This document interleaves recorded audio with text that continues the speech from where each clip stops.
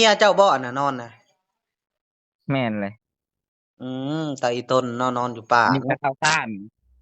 เอข้าวสารก็อๆบ่มีหยังให้เฮ็ดกินซ้ำนะๆเอแต่ก็เอามาอหมดก็มันเขาเจ้าบ่ให้อยู่เฮือนแล้วก็เอามาอันหยังที่เป็นของเฮาแล้วเฮาเก็บมาหมดๆเท่าไรก็เอาไว้วันที่1บ่หรือว่าที่2ออกมาจากบ้านพอออกจากบ้านฮะโดยจักแล้วบ่ได้เบิ่งคือกันเบิ่งมันสิถล่ม3มื้อ4มื้อแล้วบ่นอนป่าอ๋อนี่แป๊บหนึ่งได้แต่แป๊บหนึ่งโดยเออมาแต่วันที่3มื้อวันที่4ที่3ที่2วันที่1มาแต่วันที่1อ๋อพอดีได้ปีใหม่4พอดีมื้อแม่นได้4มื้อนี้แล้วเจ้าก็ฮักแพงอะเบ้ยเนาะเจ้าอะเนาะมานำกันซุมเจ้านี่เนาะสู้โอ้ยไปนำกันบอกว่าใจเมื่อข่อยสิอันนั้นข่อยสิส่งให้เมื่อบ่เมื่อแนวใดก็บ่ยอมเมื่อ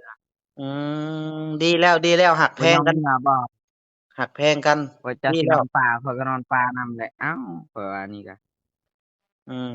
มๆๆข่อยบ่อยากให้เมียมาลำบากนำนะคันโดยคนเดียวข่อยบ่ได้จากเพื่อนข่อยสู้เอาสมมุติข่อยติดคุกก็อย่ามันข่อยติดคนเดียวข่อยเมียข่อยก็นำยาสิเอาเมียข่อยไปนำบ่ได้แม่นความผิดของเขาแล้วข่อยบ่อยากให้เอาไปนำหมดโดยข่อยในใจข่อยอยากเมื่อส่งเมียข่อยไว้แล้วข่อยจังสิสู้เองเนาะในเฮือนนี่จับก็จับคนเดียวข่อยแบบเขาขู่เขาว่าจะจับเขาแจ้งในบอกในบ้านคือมื้อน่ะครับเอาพากันแล่น2ผัวบ่เฮ้ยเมียปะเกิบปะพิชังแหละมื้อนี้บ่น่าจะแม่นละมั้งมื้อนี้ก็บ่วันที่4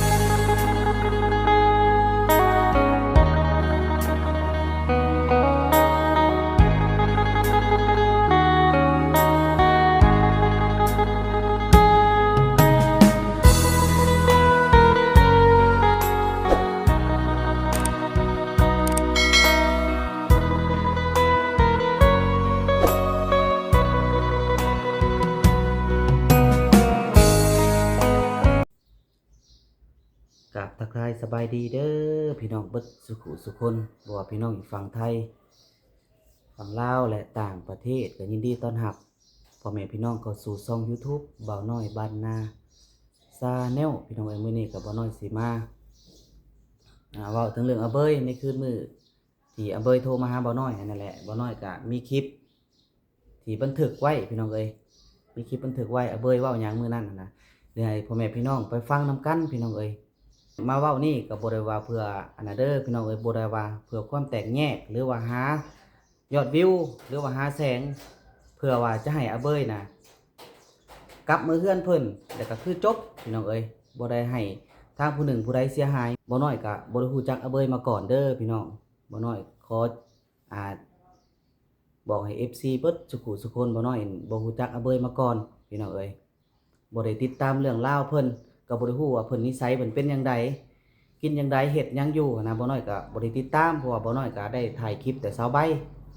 ส่วนหลายพี่น้องเอ้ยว่าอาเว้ยเว้าหยังนี่คือนั่นเพื่อจุดประสงค์ก็คือให้อาเว้ยกลับเมื่อบ้านนั่นแหละพี่น้องเอ้ยแล้วก็อยากบอกทาง FC เบิดสุขุสุคนก็บ่น้อยก็บ่ได้ฮู้จักอาเว้ยมาก่อนพี่น้องก็บ่ฮู้ที่ไปที่มาก็บ่ได้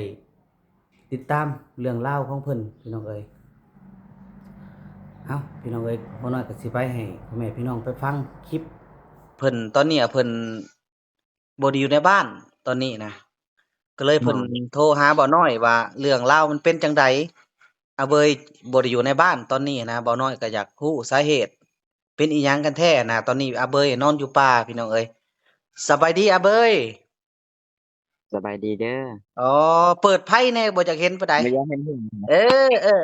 อๆๆๆๆกินข้าวกินน้ำแล้วบ่กินแล้วกินแต่เฮือนบ่บัวมาแล้วอืเออๆเปิดไผเออ เป็นจั่งใดหนาวเว้าเด้จังซั่นเว้าเว้าที่มาที่ไปให้บ่น้อยฟังมึงดูเรื่องราวเป็นจั่งใดจังว่าบ่ได้อยู่ในเรือนในชานตอนนี้หั้นมันเป็นตามบิดหั้นก็คือเฮานี่มากระทบเขามาแล้วก็บ่แม่นบ่บอกดอกเฮาก็บอกแล้วแต่ก็เขาบ่ฟังเองมาแล้วบัดนี้เขาไปใช้ร้ายว่าเฮานี่ลักเงินลักคำเขา โดยแล้วเขาว่าอีกอย่างเขาว่าเราบ่มีสิทธิ์มาเขาบ่มีสิทธิ์เฮ็ดอิหยังกันในเรือนโดยแล้วเขาไล่ให้เราออกไปตำบิดหั้นเขาบ่ถามหยังเลยเขามาแล้วเขา แบบว่าเขายันเขามาบีบคอบีบอิหยังเขาอยากฆ่าอยากตีแล้วก็เฮาก็บ่กล้าอยู่โดยผู้ใดอันอยากฆ่าอยากตีเจ้าไล่เจ้าออกจากเรือนน่ะ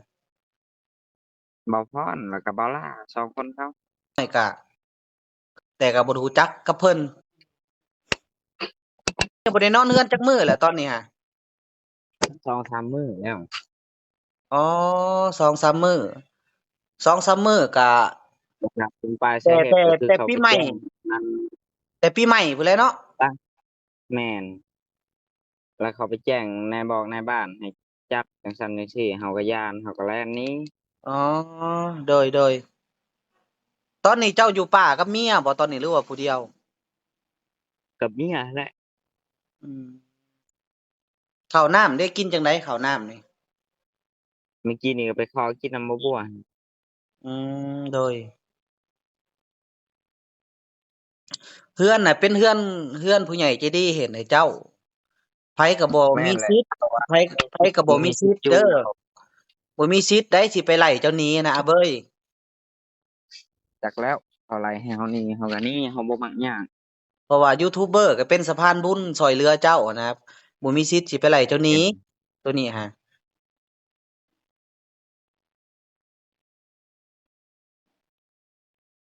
แล้วก็สิฆ่าสิตีเพราะว่าทั้งๆที่เมียข้อยก็บ่ได้ผิดหยังสิไปตีหยังผู้หญิงก็ว่า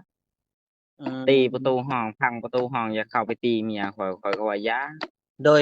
เล่ามาข้อยบ่ให้เล่ามาเบิ่งให้ FC เจ้าพังนี่ก็คือว่าแหละ เอาปลั๊กไผ่หันดึกใส่เมียข้อยอยู่กับนายห้องเมียข้อยทั้งๆที่เขาผู้หญิงเขาสิฮู้หยังเขาสิฮู้เรื่องหยังโดย เขาว่าเฮาไอ้หลีว่าเฮาเป็นผู้ชายนี่บ่ว่าผิดก็ว่าผิดไปโดยผู้หญิงคันเขาบ่ฮู้หยังคันสิไปติเขาเฮ็ดหยังคันคือเขาบ่บัวก็บ่เขาก็บ่ได้ผิดหยังก็ไปติเขาให้เขารับผิดชอบเขาสิรับผิดชอบโดยไปเว้าสิใส่โทษใส่หนี้เขาบ่บัวอีกห้วยบ่บัวข้อยก็บ่ยอมคือกันแหละแม่นโดยเว้าบ่บัวก็บ่ก็เป็นสะพานบุญคือกันตอนนี้น่ะเจ้าหนีออกจากเรือนน่ะ3มื้อแล้วเนาะนอนป่าเนาะอืมอืแม่น โดย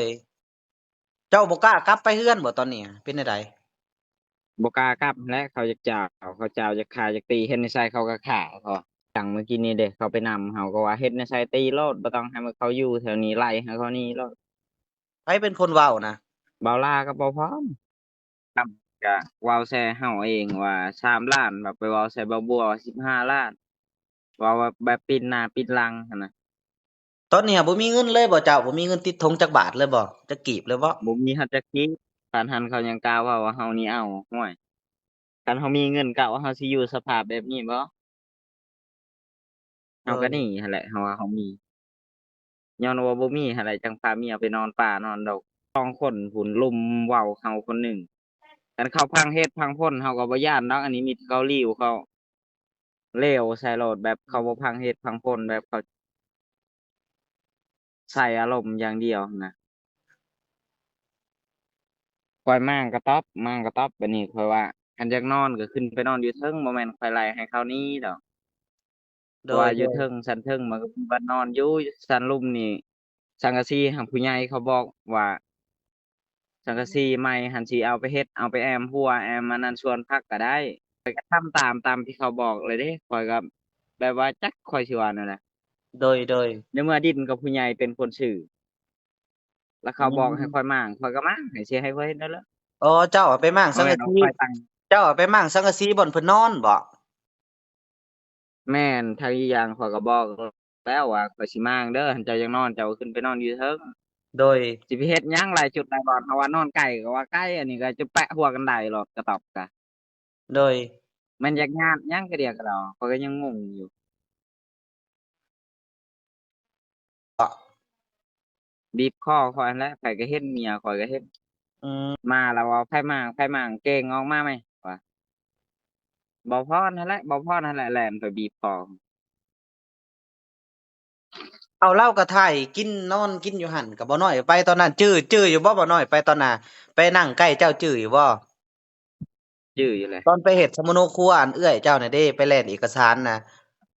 บ่น้อยแม่นเลยไปนั่งนำเจ้าจื้อบ่จื้ออยู่เขาไปกอดเจ้าน่ะไปอยู่ใส่เขาก็บ่ให้อยู่เพราะว่าแม่นย้อนหยังย้อนไปอยู่นำเขาก็ยังเก่งใส่เขาอยู่ก็บ่อยากให้อยู่แหละโดยเรื่องช่วยเหลือเรื่องเป็นสะพานบุญนี่ก็ไปช่วยหลายบ่อนคือบ่ไปอยู่นำเขาเลยซะโดยคือกระเบาะบ่อบัวก็ช่วยมาหั้นเขาบ่เห็นไปอยู่นำเราก็ว่าเขาก็คำช่วยคือกันโดยก็ยังอยู่เฮือนไผเฮือนมันกะว่ามันแล้วแหละคือหยังก็แล้วแล้วเขามอบให้เฮาแล้วก็เป็นหยังเฮาสิบ่มีสิทธิ์คือหยังก็ก็แม่นความเจ้าแหละตัวนี้เพราะว่าผู้ใหญ่ใจดีซื้อให้เป็นดินเป็นเรือนแม่นเป็นของเจ้าเบิดแล้วได้ก็เป็นของเฮาหมดนี่แหละแม่นเพราะว่าทุกคนแต่ที่ไปบัดเขาถ่ายมาเว้าก็บ่คืนทุกคิดคนที่เข้ามาอ้างไปถ่ายเนาะเว้ายูทูบหาทุกคนที่ไปถ่ายยูทูบก็เป็นยกตัวอย่างเป็นสะพานบุญเนาะมีหน้าที่แต่ถ่ายทำชีวิตเรื่องราวเจ้าแต่บ่มีสิทธิ์ไหลแม่นเจ้าเลยนี้นี่ไดอันนี้ถ้าคัดรายหนี้รายค่านี่หั่นมันบ่คือแล้วถึงสิผิดส่ำใดก็อย่าก็ต้องฟังเหตุฟังผลอธิบายใส่กันก่อนอันนี้เฮ็ดยามใดแล้วใช้แต่อารมณ์บ่ได้อยากฟังหน้าฟังหลังเลยมีแต่อ้างแต่ว่าอยากตีตลอด โดยฉะนั้นเมียข้อยผู้บ่ได้ผิดหยังเขายังจะตีข้อยก็ยังงงคนเดียวอีกอย่างได้เก็บผู้เก็บก็คือคนอยู่ใกล้ๆหั้นคือกันคืนตอนที่ข้อยมาหั้นก็คำโทรหาบ่พรอยู่ว่า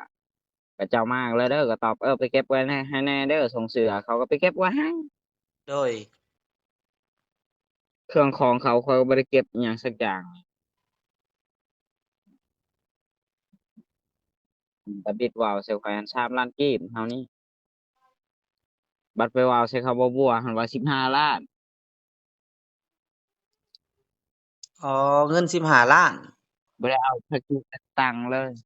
โดยแม้แต่เกิบใส่ก็ยังบ่มีย่างแต่ตีนเปล่ายังบ่บัวเอาเกิบให้ใส่อืมเอากินก็ยังพาเมียอดมันบ่มีสิเอาหยังซื้อ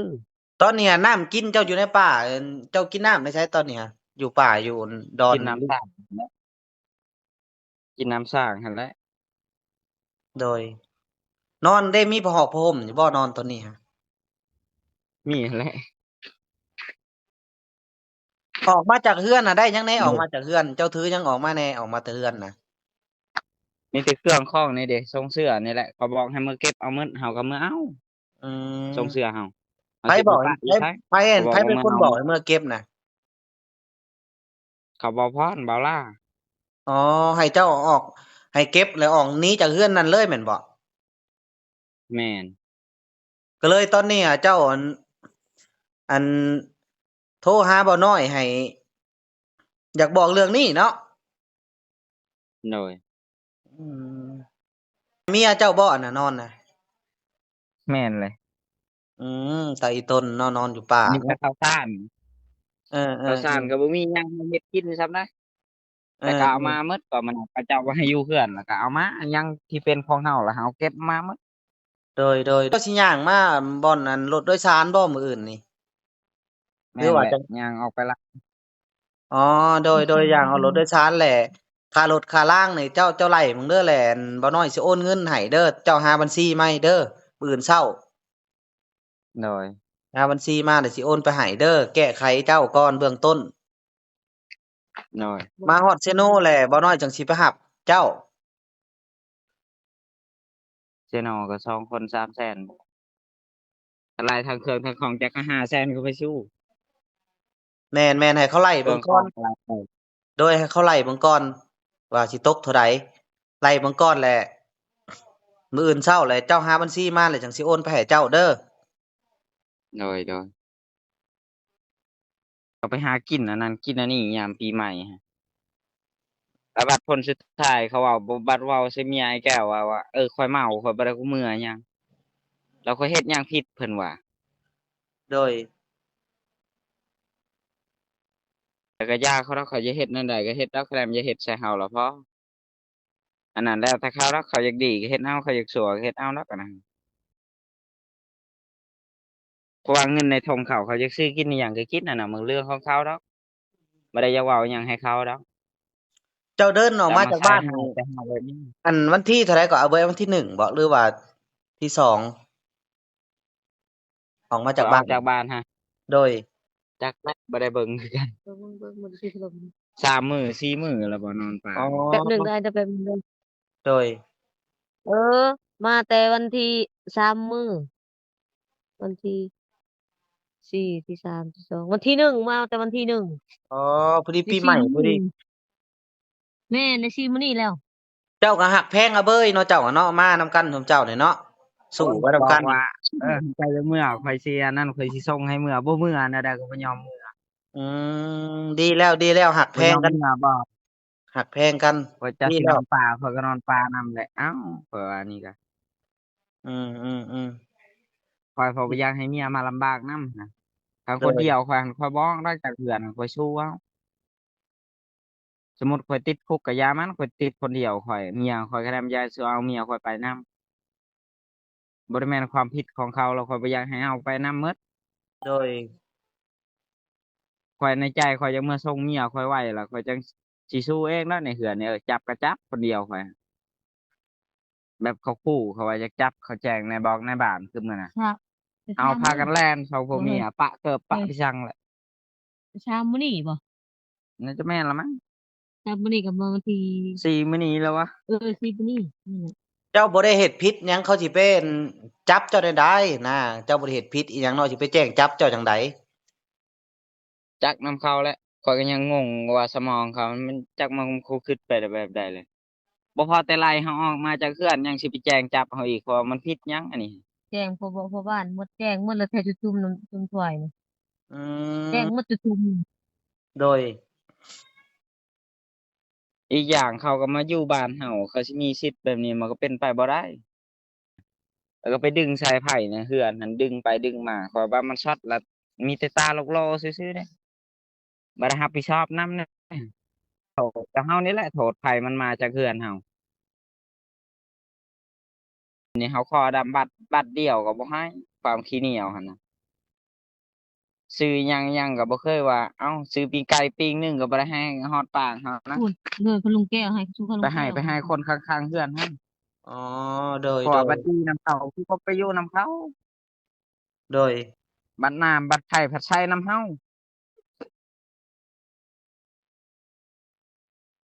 แต่เฮาก็ยังบ่เคยเว้าอิหยังอย่าเมื่อเฮ็ดดีไปนำแล้วเขาก็บ่เฮ็ดดีนำเฮาก็อย่าแล้วไปเว้าว่าหยุดเรือนหยุดชาติอีกหยุดก็หยุดแหล้วก็ต้องเว้ากับผู้ใหญ่ก่อนแหล้วก่อนสิหยุดก็ให้ค่อยหนี ข้อยก็อยู่คู่นำกันหั่นน่ะแม่นคันผู้ใหญ่บอกว่าเจ้าสมควรหนี้แล้วข้อยก็สิหนี้คันผู้ใหญ่ว่าสมควรอยู่แล้วข้อยก็อยู่ข้อยบ่มีทางเลือกแม่นให้เขาเองก็ดามเขาสิมาห้ามนี่มันห้ามบ่อยู่แล้วตกอดมือข้าวอดน้ำย่างพากันย่างขาลอยไปมันเมียก็บอกว่าไปเจ้าเมื่อซะก็บ่มื้อโดยนอนป่าก็สินอนน้ำนอนไสก็สินอนน้ำไปซะจักสิว่าแนวใดในเมื่อเขามักก็คือเฮามักคือกันแม่นดีแล้วอันอาเบยเอ้ยดีแล้วอันนี้แหละเขาเอิ้นว่าคู่ชีวิตนะเวลาเราตกทุกข์ได้ยากเราลำบากเนี่ยบ่ถิ้มกันจับมือกันไว้พอได้เป็นหมู่คุยกันถ้าว่าเราอยู่ผู้เดียวเราก็สิคิดไปทางอื่นหั้นนะดีแล้วแม่นแหละเมียมาอยู่นำกันสู้นำกันเด้อแล้วก็สิเรื่องเรื่องต่างๆก็สิมันก็สิค่อยดีขึ้นเองหั้นน่ะอาเบยมีผู้ปากหมู่แม่นเว้าแหละเฮาคันว่าเฮาหนีได้เฮาก็สิหนีไปก่อนนะ แม่นแม่นนั่นแหแต่เขาละหนีบ่ได้อุกมาแต่ละมื้อนะมีแต่เขาหนีมาเปิดตู้บึ้มๆในเรือนโดยกินกระเจียนเท่านั้นโดยเขาเปิดตู้เขากินอิหยังหาเรือนน่ะก็ย่าข้อยก็บ่เคยเว้าให้เขาคือตอนนั้นนั่นเด้เขาอันนั้นเมื่อเกี่ยวข้าวบ้านเมียบัดกลับมาเบิ่งปองเบียร์แถวเรือนแถวตารางหั่นสะซ้ายแต่เขาก็บ่ได้ว่าหยังพาเมียเก็บจักส่ำใดแหล้วโดยจักแม่นเขากินอิหยังเขาเฮ็ดอิหยังเขาสระถ้วยบวงพุ่นอยู่นอกพุ่นหมดอะโกเขาว่าเฮ็ดแบบนี้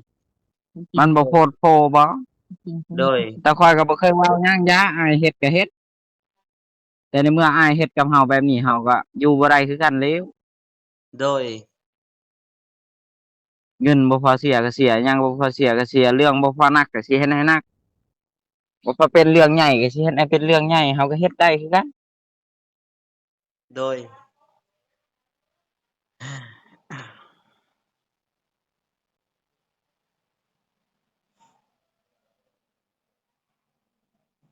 บ้านกระท่อมกับแม่แน่ผู้สร้างเขามางกันแล้วก็ให้อยู่ให้เขาอยู่ผู้ใหญ่เขาให้ก็ส่วนได้เขาผู้ใหญ่ให้ไล่หนี้แต่ข้อยหั้นแหมหากบ่เฮ็ดก็เฮ็ดบ่ได้ สมมุโดติว่ายเขาก็เป็นคนคือกันเนาะให้สิไล่หนี้เฮาก็อีต้นแม่นอยู่เขาดีหรือเขาบ่ดีก็อยากให้เขาอยู่นำอยู่ดอกก็บ่อยากไล่ดอกคันว่าเรื่องไล่หนี้มันเป็นความบ่ดีโดยแต่เขาก็บ่คิดใช่แบบนั้นบัดเขาไล่เฮาหนี้พัดได้พัดเฮาไล่เขาหนี้พัดไล่บ่ได้บาดตัวนี้แหละคัก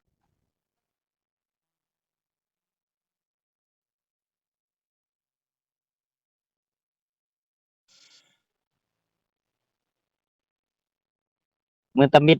หันเงินแนตก็บ่มีจักเจ้าสิแลกกันไปซะพาเมียเลาะไปเลาะมาตามป่าคือกับแล้วก็สิว่าแนวใดนะไผเห็นก็น้ำตาตกย้อน อืมลี่นอนลี่โคมทรายอยู่เลยเกือบก็บ่มีใช้บ่อันนี้ก็ตอนนี้นอนรีต้องกะละเกิบหำบ่บัวเอาให้ฮะเกิบก็เกิบน้อยๆซ้ำอีกบ่ลมหัดตีนซ้ำอีกช้ำก็บ่ได้ใส่คือเก่าเลยน้ำได้ไปอาบได้เมื่อยใช้น้ำอาบในหนองบ่ในห้องบ่ บ่ได้อาบ2-3มื้อแล้วน้ำก็บ่ได้อาบเอ้าโดยตกดีนะเฮ้ยแม้แต่เขาจะซุ่มก็ยังเลิกลี้แต่ละมื้อนี่หันย่างเขาเจอข้าวเบ็ดมันก็เข้าร้อยใส่มื้อเว้นกระบัวนี่เด้เขาไปเว้าใส่เขาโทรพ้องใส่เพิ่นแล้วก็เพิ่นก็ไปหาน้ำฮอดเฮือนมาบัวเห็นละไลนี่โลดบ่ต้องให้อยู่โดยให้ตีให้ฆ่าเพราะบ่บัวว่ากับเพื่อนมนุษย์คือกันจักสิฆ่าแนวใดเป็น ฝุ่นบ่สมควรให้อยู่แล้วข้อยก็สิบ่อยู่บ่แม่นว่าลืมคุณเขาดอกโดยก็โดผู้ใหญ่ว่ายโดยแนวใดก็มีสิทธิ์ของเจ้าแหละสมควรให้อยู่ข้อยก็สิกลับไปอยู่ข้อยก็หนีบ่ได้โดยเพราะว่าผู้ใหญ่เฮ็ดให้ข้อยอยู่แล้วข้อยก็ต้องอยู่แต่ข้อยผู้อยู่แนวนี้ข้อยก็จนบ่จักแนวสิปากบ่จักแนวสิเว้าจักสิไปทางใดตอนได้ใช้กับนักดีเพิ่นว่าคือคนโทษคือปานว่าคนถูกโทษซื่อๆได้ยินเสียงรถพากันลี้โอ้ได้ท่านยินเสียงยกได้ยินเสียงรถอะพากันลี่ว่าซั่นแหละเนาะพากันลี้หั้นแหละเขากู้เห็นยามใดเขาก็กู้ข้อยก็บ่อยากเฮ็ดเที่ยวข้อยหั้นข้อยบ่แล่นหนี้แต่มื้อหั้นแล้วข้อยบอกหั้นเป็นแนวใดก็เป็นอันนี้ทั้งเมียแล้วก็ย้านแม่นเมียเจ้าเด้บัดนี้ข้อยย้านเขาเจ็บนำ ความที่แบบว่าบ่ยุติธรรมแล้วข้อยบ่อยากเฮ็ดโดยเขาว่าคือบ่สู้เขาตีคือบ่ตีขึ้นหั้นเฮาตีขึ้นอันนั้นเฮาผิดตื่มอีกโดยบ่ตีอันเขาดีกว่าเบิ่งอันเยื้องไฟเบิ่งดูให้ช่องฉันหน้าจะได้บ่เห็นหน้าเพราะ FC เจ้าเพิ่นสิได้เบิ่งเจ้าเออเอาปลดจากรั้วก็ได้ในไสเมียเด้ในไสอยู่นำกันบ่เมียอยู่นั่งนำกันเบิ่งดูบ่น้อยสิเบิ่งนี่โอ้ในสาย ยมันนอนแล้ว บ่ได้ยินมันเสียงปากตีบ่เป็นเพิ่นอยู่เออในไสเมียเจ้าลูกมาเบิ่งดูลูกมาใกล้กันเบิ่งว้ายหนาวเด้หนาวหนาว นี่แหละอยู่ป่าแหละตอนนี้ยุงบ่ครบบ่แหละคือแก้เสือได้นั่นน่ะนะบ่เฮาบ่ได้แก้เสื้อดังไฟอยู่ดังไฟอุดยุงเออห้วยระวังเพิ่นตามไประวังอันสิตามระวังเพิ่นเห็นแสงไฟเด้อแถวบ้านที่ว่าไผเด้เพราะว่ามาจูดป่าจูดอันน่ะได้นี่เด้ดังสิต่อไผระวังมันลามไปไหม้ดงไหม้ป่าไหม้สวนอ้อยเพิ่นได้บ่ลามดอกไผดังก็จนกระโตให้หน้าไม่สิลามไปทางใดหะมีแต่ขี้ดินโคโลนั่นแหละนอนก็บ่หลับบ่นอนเอ้ยนอนทางนี้ก็ก็บ่หลับขี้ดินมื้อนี้รับปืนรับมืออยู่นอนทางก็บ่หลับนี้เพราะว่านอนบัดนี้มันสิลามไปไสโดยนอนก็บ่หลับแลนอนก็เนาะแม่นเฮาแม่นนั่นแหละนอนบ่หลับบ่คือรับในเรือนปืนรับมืออยู่นอนระหว่างอยู่อืมเนาะแล้วเขาแล้วแจ้งหมดที่หมดแดนเขาแจ้งหมดเลยแหละบ่กล้าอยู่เลยนอนก็ระวังอยู่ดีแล้วหักแพงก็เด้อจับมือกันเด้ออย่าปล่อยเด้อเวลาตกทุกข์ได้ยากก็ได้เด้อ แม่นโดยสู้ไปทำกันดีแล้วดีแล้วมันสิเป็นบทมันสิเป็นบททดสอบซุมเจ้าอีกเด้อว่าซุมเจ้าสิหักกันแท้บ่เรื่องตัวนี้หะแม่นแหละจับมือกันไว้ปรึกษาลมณ์กันตั้งสติเด้อตั้งสติโดยเพราะว่ามันก็สุดอยู่นำผู้ใหญ่เพิ่นนั่นแหละ ถึงว่าพวกอัน แม่ให้ทวนแม่เลยโอนเงินให้แหละให้ผู้พักผู้ยากเครื่องปลูกกับปากเลยนะแบบเครื่องยากแฮงปลูกกระปะหมดบ่เต็มได้บ่ได้สวนนี่หดเลยปามื้อนี้กมาเลยโดยเพราะว่าข้อยก็ฮู้ว่ามันตายผู้สิไล่หนี้ได้ก็คืออาเบยว่าและคือผู้ใหญ่ใจดีเฮ็ดเรือนเฮ็ดแม่ชานติให้คนอื่นบ่สามารถที่จะไล่หนี้ได้คือยูทูบเบอร์นี่คือบ่คืออันบ่าวน้อยนี่ครับสมมุติบ่าวน้อยเป็นสะพานบุญให้อาเบยนี่เนาะสมมุติว่าไปไล่อืมอาเบยหนีก็บ่บ่ถูกได้นี่ผิดเป็นไปบ่ได้แม่นบ่าวน้อยก็เป็นแค่สะเป็นไปพานบุญให้คือกันช่วยเหลือเจ้าจังซี้นะยกตัวอย่างผู้ที่ไล่หนี้ได้ถ้าผู้ใหญ่ก็คือผู้ใหญ่ใจเขาดี แม่น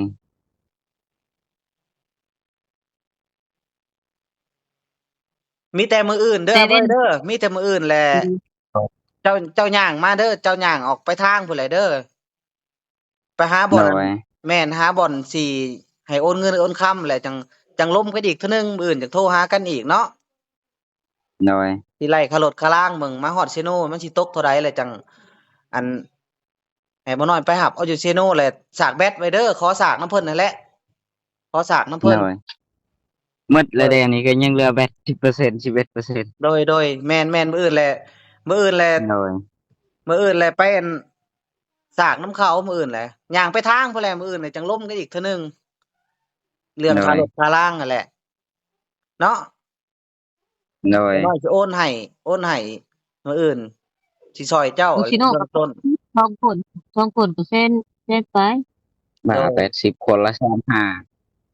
เออลงสิเนาะลูคนละกชิโน่150,000150,000เนาะ3โดย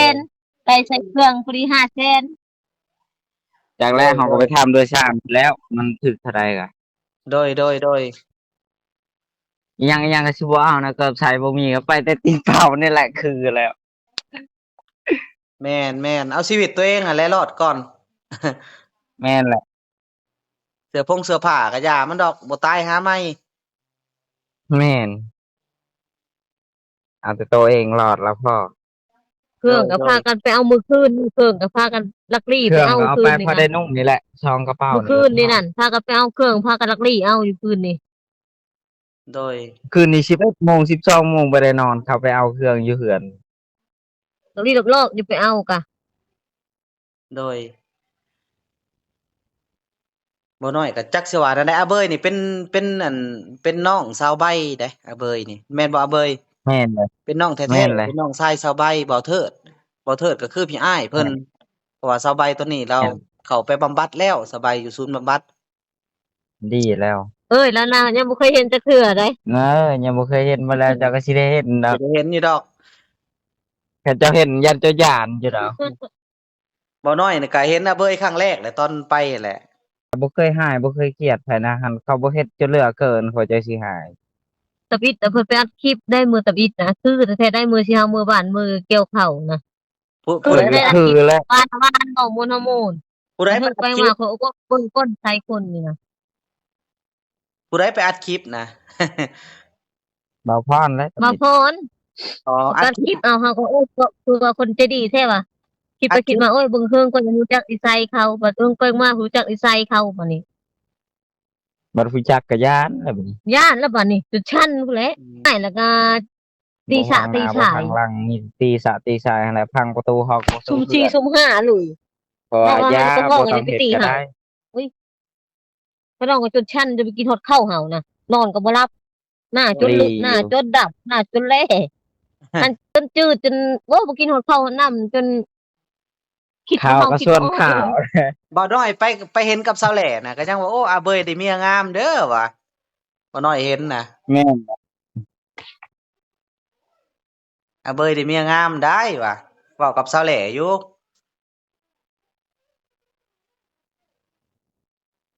เอ๊ะเดี๋ยวเรามานั่นก็เราจะเบิ่งเขาเบิ่งเพิ่มเติบ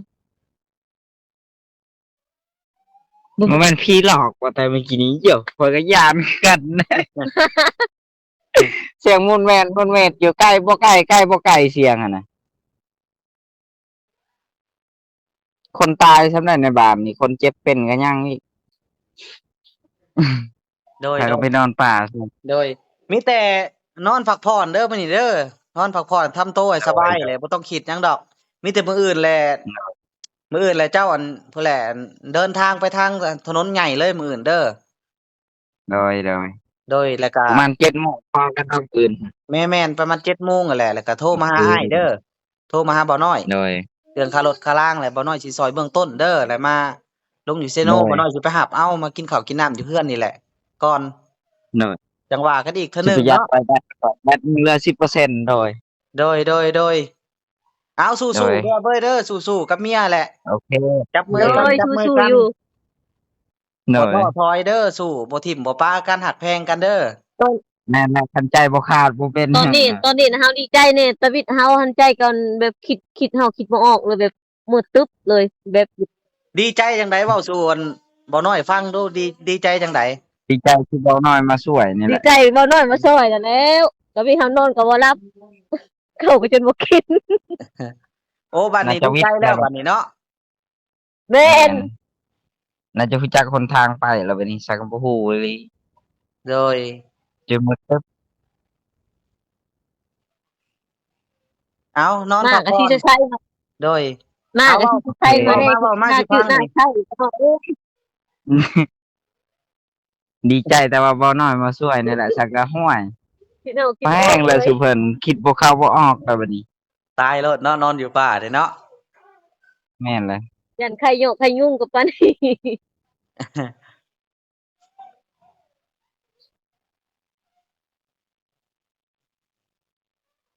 เอาสลุ้มๆเอากันนะ เว้ยสู้ๆแหละนำกันนั่นแหละ เออโอเค เอาบ่น้อยสิจบเลยเด้อนอนพักผ่อนเด้อ โอเคโดย โอ้ย สู้ๆ โด เดี๋ยวย มันก็ผ่านไปดอก แม่น โอ้ย โอเคเอาพระเจ้าอวยพรเด้อพระเจ้าอวยพรเด้ออาเบยเด้อ โดย โอ้ย พระเจ้าอวยพรโอเคสบายดี สบายดีเด้อ สบายดี บ๊ายบายโอเค